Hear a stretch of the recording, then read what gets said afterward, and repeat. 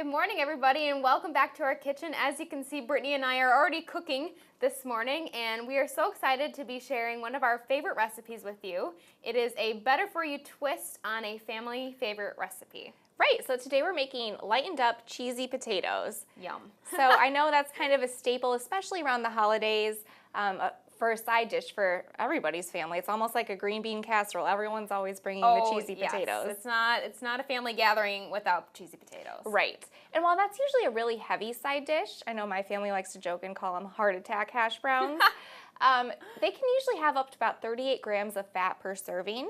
And the one we're making today can make 10 servings at 8 grams of fat each. Which so is really huge awesome. difference. Huge difference. So let's see what we've got started already. Yes, so we've already got some garlic and onion here in our stove, in our pan on the stove. So they're about translucent here. That's a tough word to say. Yes, but they're looking good. So I'm going to turn it up a little bit and add in some matchstick carrots. And we just bought these matchstick carrots packaged, already prepared like this. You could certainly shred your own carrots if you'd like. And this is typically an ingredient you wouldn't find in hash brown casserole, but we like to add a little boost of nutrition, of course, so that's why we're adding carrots. And they blend right in with the cheese, so Yes. a great addition. Definitely a good idea. So these are just going to go here until they soften up. The carrots, in my opinion, definitely taste better once they're cooked through, and then they'll just be a lot softer too in the recipe. So they'll take about 4 minutes. And I should point out too that in our pan we just use normal canola oil to saute these vegetables in. All right, well, these look like they're pretty well cooked through here and soft enough, so we're going to add in our next ingredient, which is hash browns. So these are all natural hash browns. There's no added ingredients. That's great. So they get an awesome New score of 99, which is the same as a fresh potato. Absolutely, and you could certainly use fresh potatoes and shred them yourself, but this just saves an extra step in this recipe.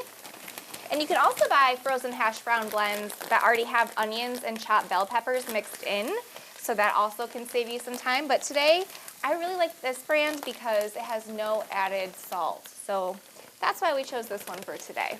Yes, and we're adding in about half a bag is what it turns out to be. I think it's about 5 cups for the recipe, but half a bag is just perfect here. Yes, so I'm just gonna break up some of these more frozen pieces.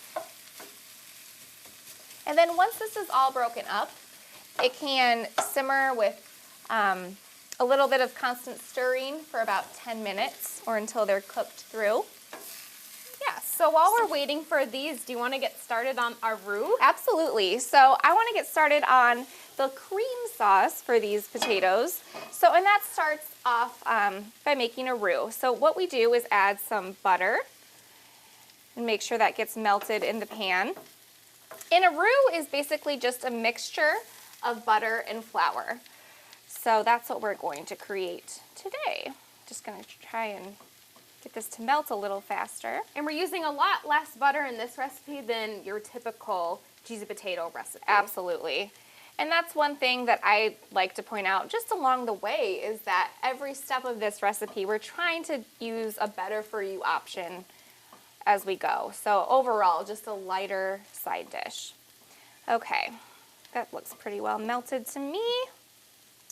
Now we can add the flour, which today we're using whole wheat flour, just because whole wheat is a better option for you than just normal white flour. But you can certainly use whatever you have at home. Absolutely. And we just want to stir this together, and you definitely want to make sure the flour doesn't burn or brown. I think we're about ready for the next ingredient. So Lauren, if you want to pour in the chicken broth, we can get this going. So we are using a reduced sodium chicken broth. Again, a better for you, lighter option. And then some skim milk. Again, lightening up the fat there with... Absolutely. Now I know traditional hash brown cheesy potatoes have like cream of chicken soup, sour cream, cream cheese, all full fat ingredients. So really just looking for those light or non-fat options when you can makes a huge difference. Definitely. Okay, now that this is all added, this actually just gets to simmer for a few minutes. Okay, so I've been stirring this sauce for about 4 minutes now, and it's starting to thicken up. So I'm gonna go ahead and add the final 2 cheesy ingredients.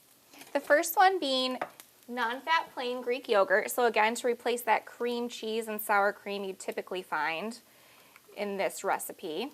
Yes, and this will give it a really nice creamy texture and a good tangy flavor as well. Right. And then I'm going to add about 1.5 cups of shredded cheddar cheese and let that all come together. And then I'm going to add some salt and pepper, of course. That's melting up very nicely. Absolutely. Looks wonderful. Okay. It's already just looking like a gorgeous sauce. Yes. And I can tell it's really cheesy. My potatoes are looking awesome as well. Absolutely. So now we can go ahead and transfer these to our baking dish.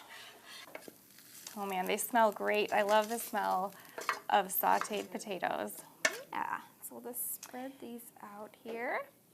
And now we can just pour our sauce on. Look at how creamy and cheesy that is. Ooh, that looks great. Just make sure that gets all nice and mixed in. And while you're doing that, I'm going to just add a little bit of cheese on top because this is Wisconsin, right? Oh, yes. We need our cheese. It's the whole point of the cheesy potatoes. And now this can go in the oven for about 20 to 25 minutes.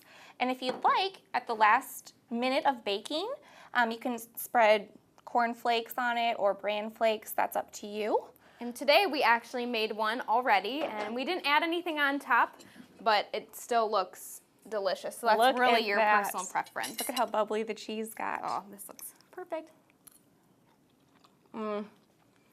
Feels like the holidays. Delicious. Well, definitely you'll want to add this recipe to your next family gathering, and remember, you can always eat well at Festival Foods. I'm going to take another bite.